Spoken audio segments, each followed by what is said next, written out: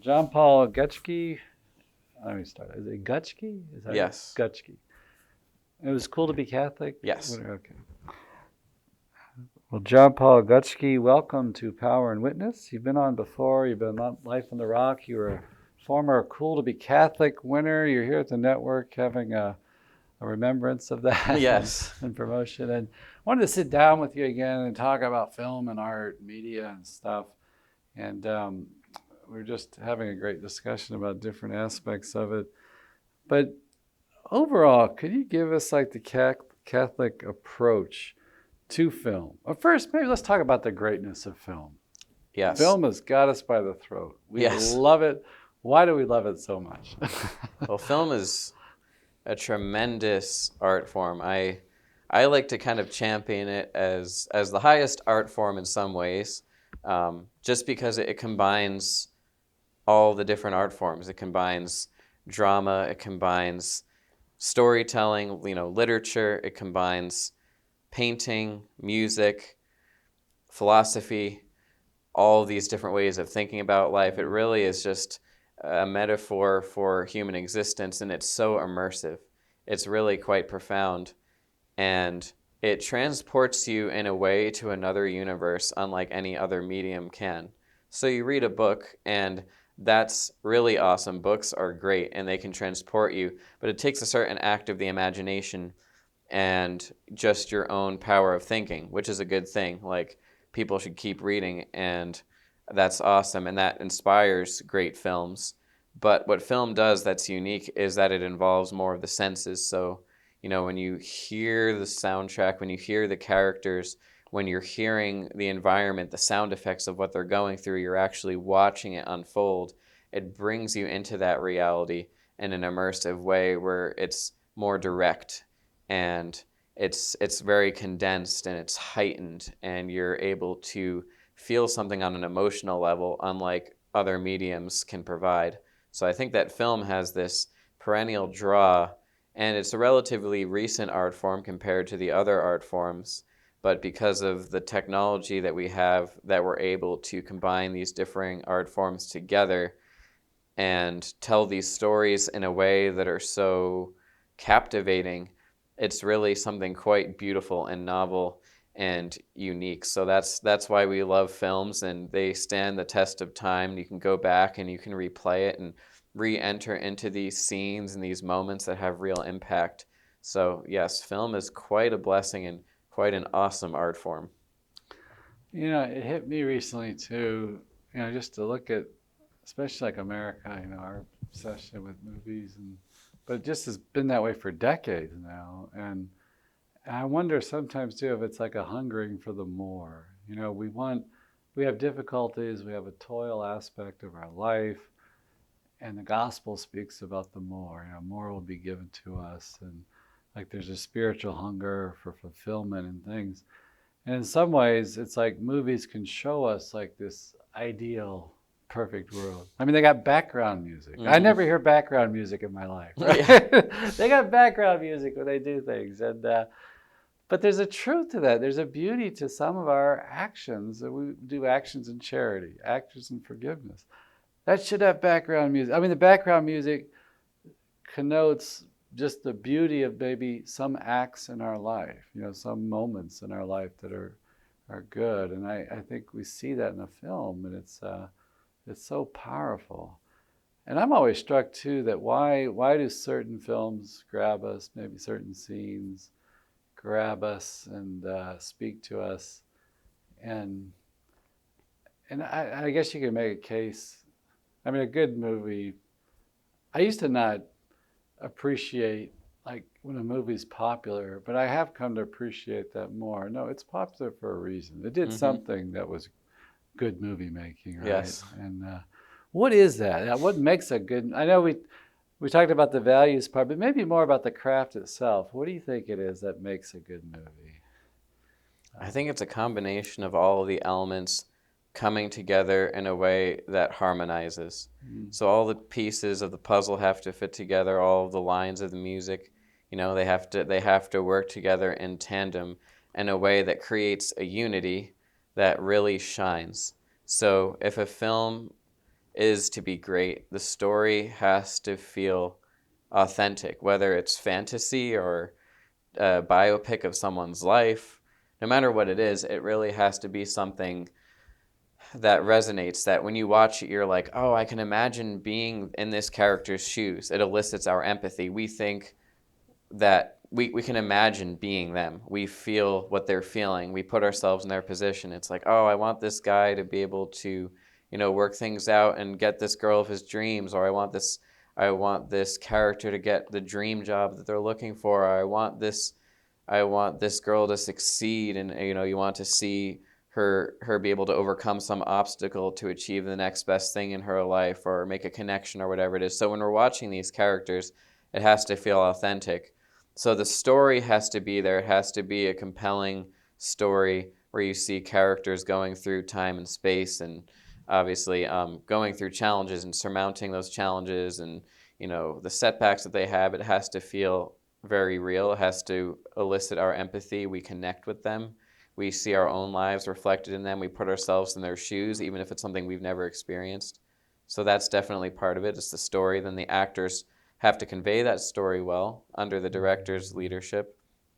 The actors are the ones breathing the life into the story, so we want to see actors that are doing it well, that don't feel like they're putting on airs and they're just pretending, going through the motions. We want to forget that it's a movie and just watch it as if it's real life, but heightened life unfolding.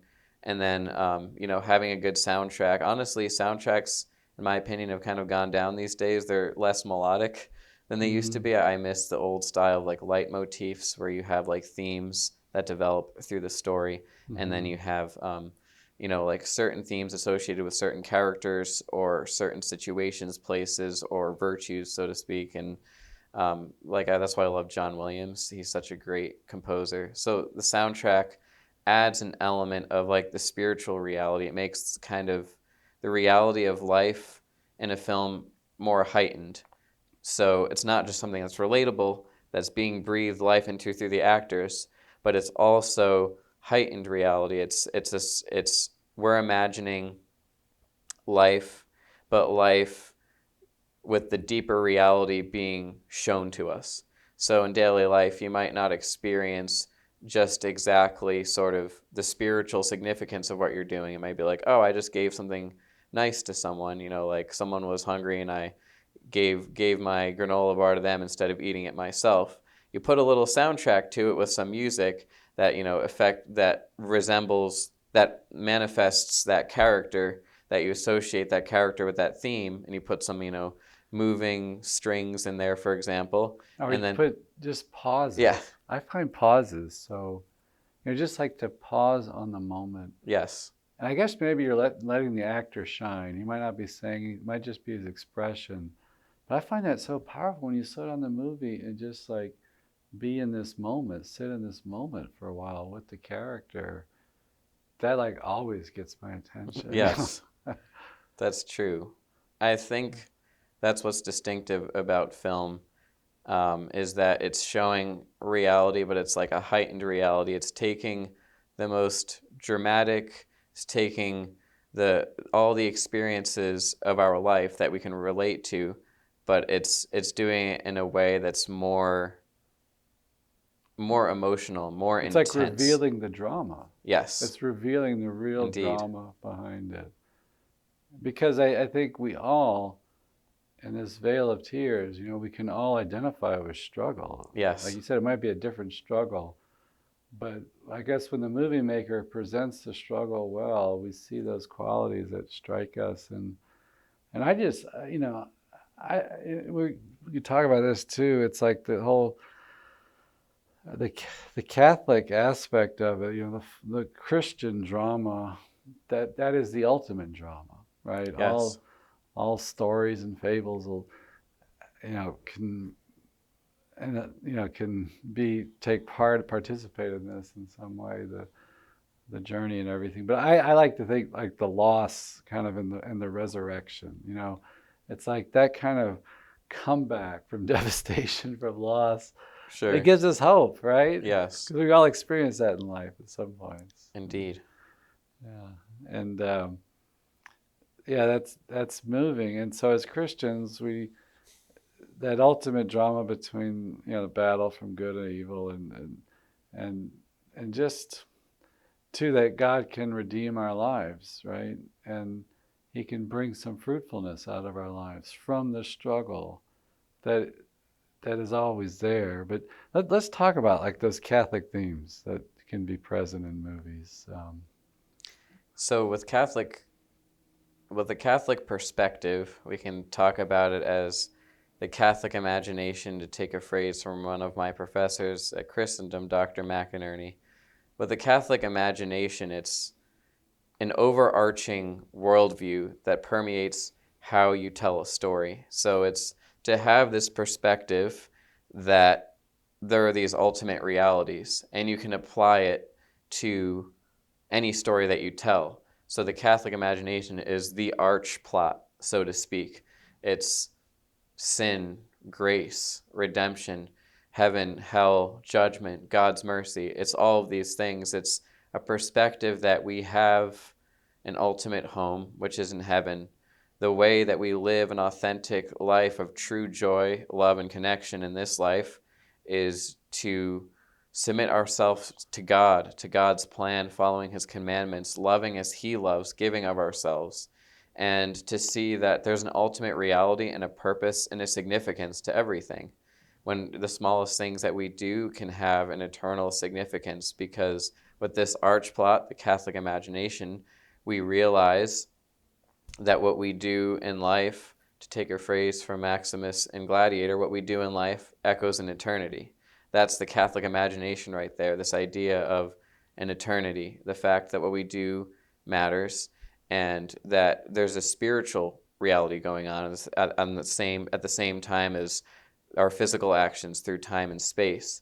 And that's why the Catholic imagination, those are the greatest stories that are classics, because there's the ultimate drama of what's going on in the human soul, and this manifests itself both, you can dig deep into the soul and say this is what's going on, the war within our own heart for the good, and then you have the struggles against external obstacles, and they can become as large as a world war. Like you can get depth from going in and going without, and then seeing this play out within the cosmic plan of the divine providence.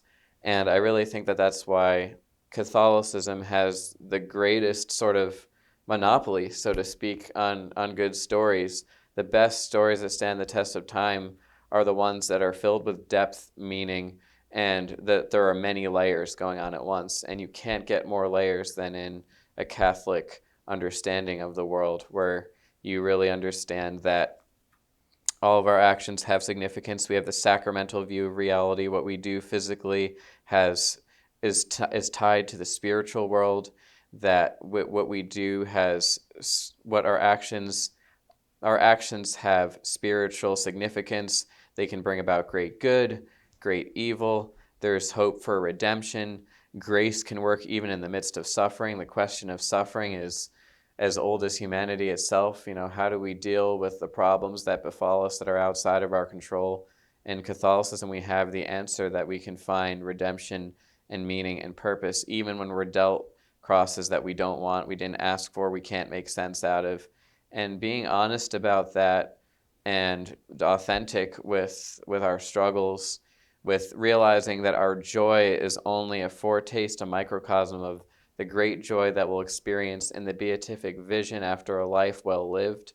Like, you can't get a better framework to create stories from than that perspective. It's the ultimate happy ending, right? Yes. And participates in that. And we were talking about Lord of the Rings earlier, the great novels by Tolkien and made to a movie. And one of the things that just strike me about it, Gandalf would often counsel that there's something, I forgot how he described it, something guiding. It was providence, like Yes. God, something was guiding this to a successful conclusion, right? And I think that's so Catholic and Christian, that there's a second coming. There's going to be a victory over evil, and this eternal beatitude. And and two, for me in that movie, in the books, that that providence, even working with these fallen characters and people, and like Gollum, right? He was told that he still might have a part to play, that they're to Yes. have this mercy, and sure enough, without Gollum, the ring doesn't go into Mount Doom. And Right. I can't get my. I remember. I think I was watching like a cartoon version of this, but I don't know if it was before the films. But and to realize that, yeah, that providence is the ultimate actor in this. That it's like God's grace is at the heart of the victory, and because even the good Frodo failed, without Gollum biting off his finger, the ring goes into Right. the volcano. And it's just like baffling. I just feel like there's such a depth of mystery there that you can just like ponder that. I don't know, some reason, it's not just like a Agatha Christie plot, okay, this is how the mystery works out. There's some kind of depth there that Right. that just speaks of life, right? Indeed. Yeah. Yes. Very much. Yeah. That's powerful. But so as Catholics, we should be producing the best art, right? 100%.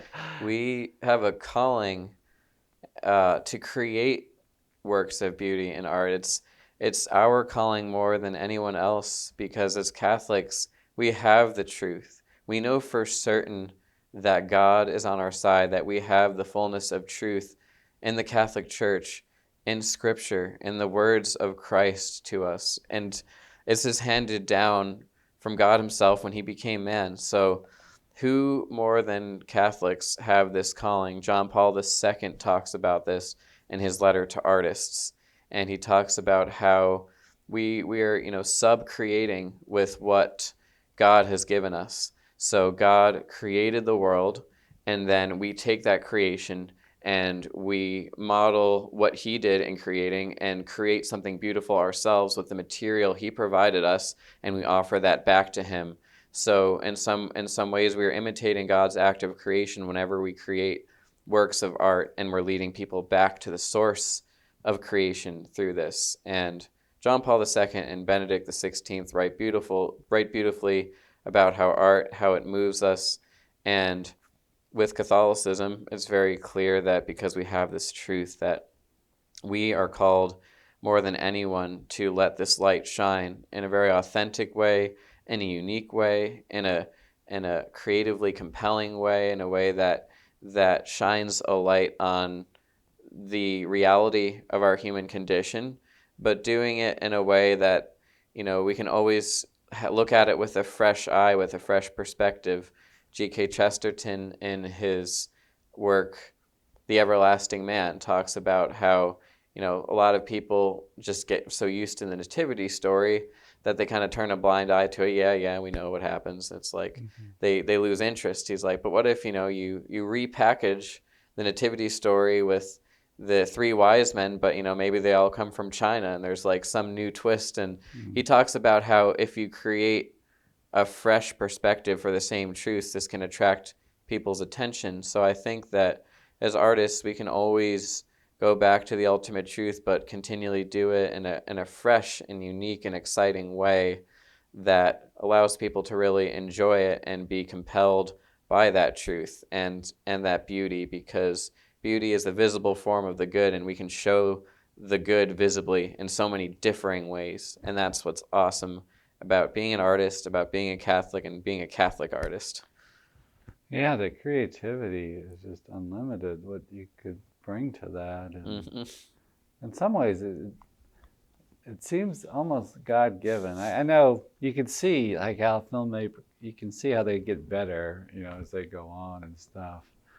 But part of me, though, thinks there's some kind of genius there that can translate this into art, like the story or into a movie. Do you agree with that, or is it? I mean, I like one of my favorite writers would say, is that great writers are made; they're not born. But sometimes I look at some of these talented people; they seem like they just have a gift, like Sure. making artistically Yeah, beautiful. So. I think that God creates each one of us unique, obviously. Mhm. We are all made in God's image and likeness. But the way that we reflect God's goodness, we're all like a bunch of mirrors that point back to the source of that light. We reflect his light when we do good, and our being and our existence, we're reflecting God's goodness. And we each reflect God in a unique way that's unrepeatable. Every human being that ever lived reflects God uniquely in a way that can't be repeated by someone else. And I think along with that comes each of us has our own unique charism. We have our own unique way of living out our call to love. We have our Mhm. own unique gifts and talents. And I think because we each have unique gifts and talents, some people may be very drawn to, creating some people may be very drawn to mathematics, physics, STEM. Some people may be drawn to working quietly by themselves and, behind the scenes doing things. Some people may be drawn to being artists and being creative. I think that we all have some degree of artistry on our soul because we are in the image and likeness of God, so we want to create something. I think that that's there for all of us, but the way that that's manifested, I think, varies, and I think God gives us a desire for the thing that he wants us to do in our life and our vocation. So some of us, I think, are very blessed with extra extra creative juices, so to speak, extra artistic perspective and ability to like really see deeply and convey those aspects of life in a way that you can do it through the artistic medium. And I think that the way that great artists have been called, they have this special ability to see reality in a unique way and in a very deep way, more than maybe a lot of other people would have. That they wouldn't have that same vision. It's really to have a certain way of looking at life, a desire to convey that unique perspective, and which will be relatable to everyone, but not everyone's able to convey that as well. Like, I think there is a certain calling and a certain charism that God gives certain people to have that gift. And that I think that you need to cultivate that. You need to work on honing the craft for whatever specific style you're trying to do. So Mhm. if you're painting, you obviously want to be under mentorship of someone who does paintings. If you're a musician, you want to mentor under a musician that's going to train you in the craft. And filmmaking, you want to work with people that are good at it, and you can learn a lot on your own self-taught with filmmaking through YouTube videos and things of that nature, and reading and watching films critically. And I really think that, yeah, it's a combination of an inborn gift and capacity to begin with from the start that God has given you, and also you cultivate that and try to grow, because even if you're very talented, if you're not working on it, you won't reach full potential that you could if you're practicing and you're working hard. So I think it's definitely a combination of both nature and nurture. Yeah. I wonder too, like, just maybe people that don't have those kind of talents or gifts, but they still reflect maybe God and image and just enjoying it. Yes. That. That's why artists too, I mean, obviously it's because artists have a desire to create and express, Mhm. that God just gives this like irrepressible like longing to want to portray a vision of reality that you find inspiring.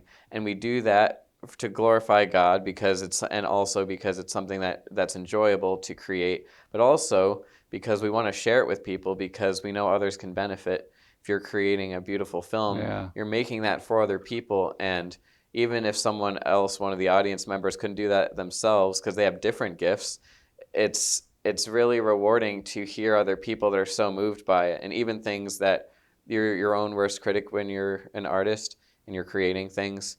So to hear someone else be like, "Oh, this is super awesome," and you're kind of like, "Oh, I thought it was okay, but really glad you liked it," that definitely can happen. And it's so rewarding to have people that can just really appreciate, like you're saying, just to participate in it. Yeah, and some people do that better than others. I like to just for exercise sometimes like, go for a bike ride, and sometimes I'll drive out in the country and go. And I did that the other day, and it was beautiful spring here in Alabama, and it was in the woods, and we've had rain, and it was cool, and just the trees, everything was so fresh smelling. It was very shady, and on one level, it's like, okay, you did the ride, it's over.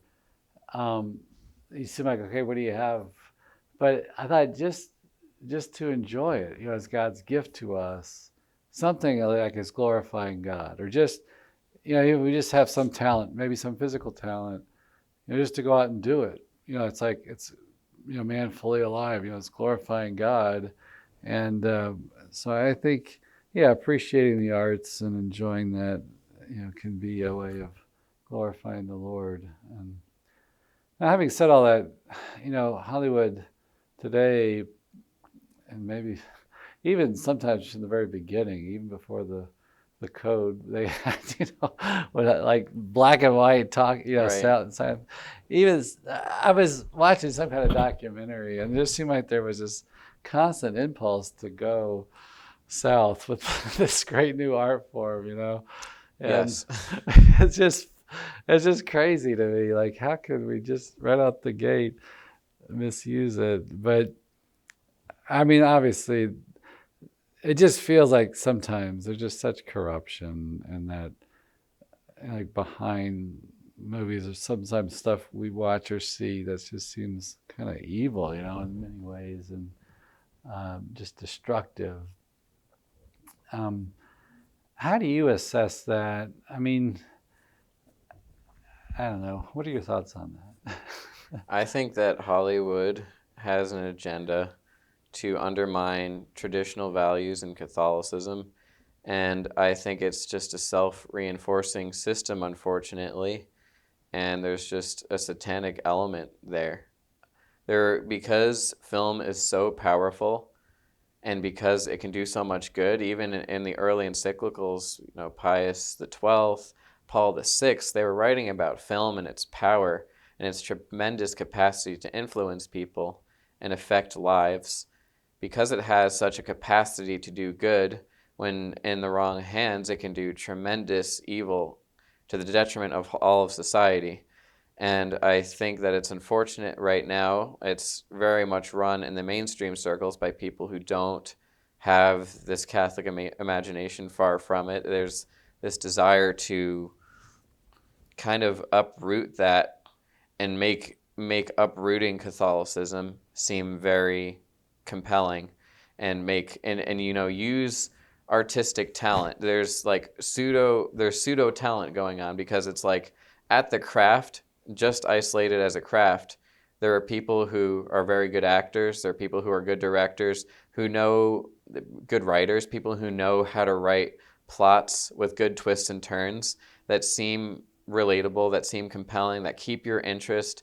You can empathize with the characters, but underlying that, with the philosophy, with the theology, there's going to be these seeds of doubt that are planted. I haven't seen the film, but I just did a podcast with Father Luke Fletcher and Brother Pius Gagny. They're CFRs at the Blue Army Shrine, and they talked about Conclave and about how it's unfortunate that all this talent, great cinematography, great acting, all these elements, the sets are beautiful and really fascinating. They recreated the Sistine Chapel in the movie Conclave. Like, it's sad that all of this talent is ultimately going to waste because they're portraying a false image of the church. And while there's always some truth mixed in with falsity, this is how the devil gets you, because it always seems like, oh, there's some level of truth going on. There's some truth mixed in there. Like, I believe that there's always going to be corruption. Within the church, there's, ever since the 12 apostles, you have Judas. One of the 12 couldn't even make it and keep his head on straight. So it's like, you're always going to have someone going awry, unfortunately, and the devil's going to attack people that, attack the most holy things. So you're going to have corruption in the church. So it's like Hollywood is going to latch on to that, and then they're going to blow it completely out of proportion and not say, okay, yes, there's a reality of corruption that can happen within the church, but there's ultimately God's still guiding, and goodness is fundamental, and the Holy Spirit is with the church. That's the element that you're never going to see with the mainstream Hollywood perspective. It's going to be, yes, the Catholic Church is evil, and guess what? It's the greatest story ever sold, not ever told. And they're going to say that, it basically create this idea, the Da Vinci Code, you see this as well, like the Catholic Church is this kind of like creepy sort of pseudo-Masonic underground institution that's just like evil. And then, they have all the tricks in the book to try to create confusion and doubt and put weird twists on things. The villain usually has the best line. Yeah. They get the beautiful people to play those parts. Right. They dress it up. Right. So it's never a nuanced thing where it's like, okay, there can be corruption in the Catholic Church. 100% true. You can't deny that. But at the same time, they can't ever be like, that being said, there's still very good people in the Catholic Church. They're very holy people. And the church itself as an institution has the Holy Spirit guiding it, and there's truth. You're never going to get that perspective, unfortunately. And that's why Hollywood just continues to corrupt people. And because it's such a captivating medium, it kind of bypasses your rational thought. When you're just emotionally involved, you're like, yeah, there's all this evil going on. Yeah, of course the Catholic Church is bad. I don't need to think about it anymore. This movie did my thinking for me. And it's very corrosive and very subtle and very tricky in that way, but that's how the devil works. And unfortunately, many of the shows and films that are being produced now are like tools of the devil to corrupt people, sadly, which is why we need to take it back, because if we can get a hold on it as Catholics and portray truth, beauty, and goodness, and put evil in its proper perspective, and show how we ought to be living, and show what it means to be truly alive and have authentic love, rather than all this confusing just garbage that is just messing with people's heads ultimately and not leading them to deeper joy, fulfillment, and truth. If we can bring them to the truth with film and get a handle and actually start to have influence in film and TV and all that, again, with the media, we can do tremendous, awesome work that's going to transform countless lives and souls. And people long for entertainment. People just want to, at the end of the day, just have something to watch that's fun and entertaining and feels relatable. And the sad thing is, there's just not enough good stuff being created to satisfy what people want to see. Yes, human beings, we have fallen desires, and we can go wayward very easily. But if you also provide good, people will have an option to choose that. And if they only have the bad to choose, they're kind of stuck, but they'll still choose it because that's what's there. And it's the low-hanging fruit, and they just want to watch something. And who doesn't want to watch a good film? It's just a problem when most of the films have bad agendas that are leading you away from the truth. Yeah. And at times, it seems a bad agenda even beyond reason. It seemed like malevolent sometimes. Yes. But let's talk about that a second. You mentioned earlier, if you're going to make a movie, say, about the Old Testament, but even the New, obviously, but there's this presence of evil, right? There's sex and violence and lust and all this betrayal, and most of the kings were wicked. And you mentioned something about how John Paul II said about presenting evil. How should we do that? Yes. In his letter to artists, he said, even when you're portraying the most unsettling aspects of evil and like the darkest parts of the human soul and corruption, you do it in the light of the ultimate redemption of man, of God's grace, how God triumphs over evil, both cosmically and on the level of the individual soul. We all have the capacity to be redeemed. And I think that's what's sorely lacking in many films today. The modern perspective doesn't have this idea of Christ, far from it.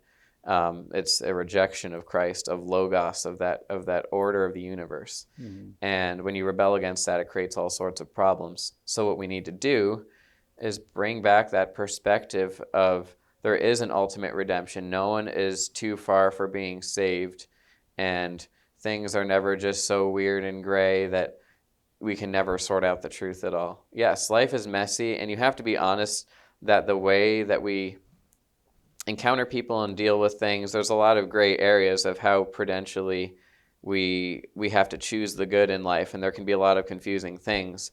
but we always have a fundamental truth that we can fall back on to allow us to help shape how to live the best we can, even in messy circumstances. Like, there's no denying that life is messy, but when we have Hollywood telling us life's messy and there's no ultimate truth, it's all kind of relative, and, you know, rejecting sort of an objective, when they reject an objective truth, that creates a ton of problems, and that's why people get stuck and lost and can't find their way out. So what we need to do is have an understanding that Christ died and conquered sin and death. And when we have that understanding, we can put evil in its context. We can understand that there's a way to portray evil with the proper restraint, obviously doing it in a way that's authentic and real. You don't want it to feel like overly fake or contrived, or like you're afraid to approach the topic of evil. Rather, it's doing it in a way that shows evil for what it is, and that doesn't entice people to participate in that evil by making it somehow glorified, or by like going too much in depth with trying to like have an over curiosity about it. Like, you want to show it for what it is, be real about it, be authentic about it, without trying to be like, let's glorify it and explore it and see what evil is really like. Because, okay, it might be bad, but it's kind of interesting. You don't want to you don't want to lead people down that road. And I think that Hollywood does that all the time, where it's like, okay, well, we kind of admit that it's bad, but let's kind of see what it is anyway. And then it's like, you're just leading people into this curiosity, which could send them down a dark road, and that's not good. And what we really want to do is show evil within the context. It has to be within the framework of, there's a greater good that can come out of evil because of God's grace, and you can overcome this evil, and God will triumph. And you have to show that, and that's what's lacking. So it's putting it in the context of the light. There's just too much dark for dark's sake and exploring it. But we need to always shine, even if it's just a little tiny light into like this darkened space. The darkness doesn't drown out the light. The light always shines, and the darkness can't overcome it. Yeah, I feel like oftentimes Hollywood can dress up evil and make it look spectacular or whatever, but they don't show you the moments of despair and everything. I know one time I was watching this documentary on like some of the cartel stuff going on the border and all this, and when you look at it, it's just really, the reality is so ugly and so sad, and I guess that evil, maybe it's the license aspect of it that might appeal. You can do whatever you want, kind Sure. of thing. I guess that appeals to us. But I remember one time I was given a mission out in LA at Montebello, and I had a free afternoon. I wanted to shoot a video like with the Hollywood sign in the background and just talk about film and stuff. And I had read these statements of the popes, and John Paul wrote beautifully, and Paul VI about film and stuff. And but I remember at the end of it, it just kind of hit me. It was like, different points in the Old Testament. It's like they tell maybe it's when they were about to go into the Promised Land. It was one, obey the commandments and take possession of the land. You have choose life or death. Right. It's before you. And I feel like with every new land, with every new technology, with every new art form, we always have that choice. Are we going to use this to serve life? It's powerful. It's going to serve life, or it's going to serve death. And so the Christian needs to be there and to bring all our values into it, and by sheer force of will, make that serve life. Right. I feel like I do that with AI. Like I do homily research. I'm forcing this tool, the devil, to give me good answers. Yeah. Yep. That's great. I think too, Hollywood has trouble, obviously, showing like holiness. And I have sympathy. I guess sometimes it's just so foreign to some of these guys. Right. They show it in a cardboard, wooden kind of way, and they don't. Like the movie Cabrini, I didn't watch it when it first came out because I thought it'd be kind of just like a feminist kind of trope or something. Sure. but I gotta say, I enjoyed the movie. And Nice. there's like no mention hardly of Jesus or the Sacred Heart. Or if you read her writings, she's always talking about the Sacred Heart, the love of Jesus, and that wasn't well presented in the movie. But one thing I enjoyed was her intent on God doing God's will, and I love the way the actress played it. That she had like this kind of gravitas that she is just pursuing this. Right. And to me, it's like a Mother Teresa that, they had their goal they wanted to do. I think of like Mother Angelica, wanting to inspired to build a network. It's like that she was focused on that. And I thought the movie did that well. And it even kind of called me to conversion. It's like, Mark, are you focused like that with God's will for your life? Do you have Sure. that? and and the other thing about the movie, I was amazed at how much ground they can cover with scenes. That they'd have one scene that would capture like a lot of material for her life. Yeah. That I thought was well done. Did you see I that? didn't see it, no. Yeah. But I can see what you're saying, like portraying. That's why I think film is so powerful, because you can portray people making choices in different contexts in a heightened way that's very compelling. Mm-hmm. And I think what you were saying about the Cabrini film is you see her choosing her vocation to serve God, to love God, and do it in a doggedly determined way. And then this inspires you in your own life. This is why film is so powerful. Like, you want to imitate that good that you saw, and you kind of, that memory of that story, that very immersive story that you watched, it lives on in your mind and your memory. So that's part of the magic of film. And I think it highlights something you touched upon too, like what the actor brings to it. Because I guess what struck me is like she's hitting these obstacles, but she's not taking it personally. Sure. Even though they might be insulting like Italians and stuff, it's like she doesn't get angry, She might say, I think she did have kind of a line at the end of it or something about something, but even that wasn't like this vengeful kind of thing. It was just kind of a statement of truth. And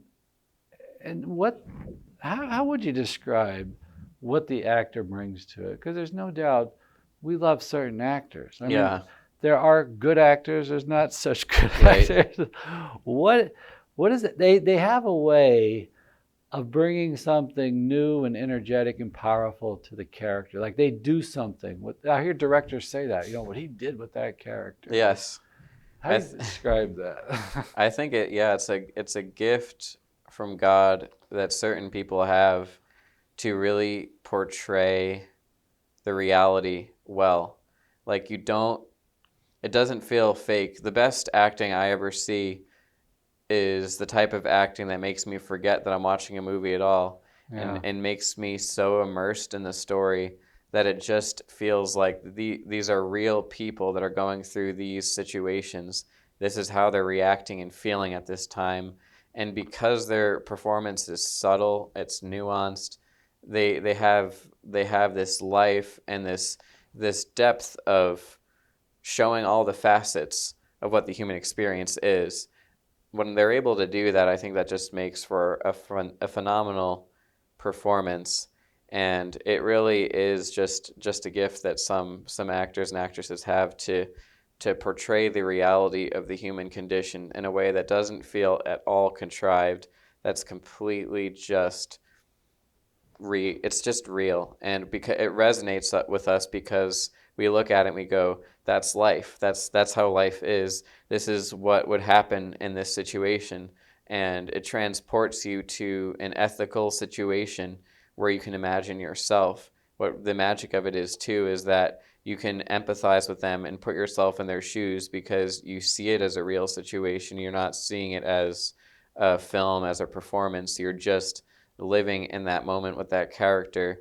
And then there's some sort of like aspect of God's grace too, I would say, that's happening there, because whenever there's a portrayal of some aspect of life that's truly beautiful, that's going to move you closer to God, God is working through that. So he works through those performances to show the reality, to show the depth of what goes on in the human heart. And it could be through subtle things, just as a glance, a gesture, a movement, and in those moments, you're transported to the reality, the deeper reality of what's going on. So there's the realism, there's that heightened sense of realism as well, of like the deeper mystery of our human experience, because you're watching it on screen, you're seeing the nuances of the actor's performance.